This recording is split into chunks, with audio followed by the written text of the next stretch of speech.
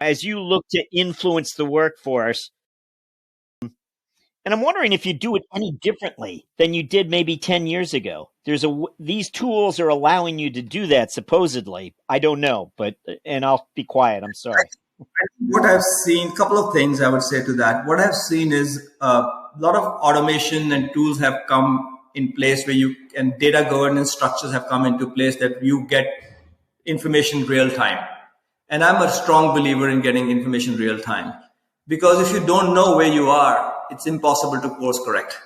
And if you're always like, so as a finance person, you really need to know at any particular moment where the business is. You need the pulse on the business. So then you can guide, like you can see around the corner saying, okay, this is the problem I'm seeing now.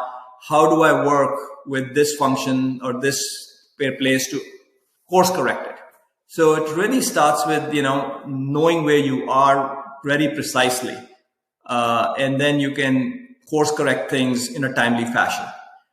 That's one thing that I pay a lot of attention on. The second is you need to make sure that you have a buy-in, because you can't do it alone. You really need a buy-in from all the function heads. And typically in a SaaS, what I have done and what I've started doing here is benchmarks.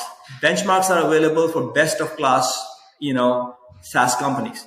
They're available on, what was Salesforce like when they were our scale? What was Workday like when they were our scale? Right? So we have best of class, and then you compare, hey, this is where we are, and this is what best of class is.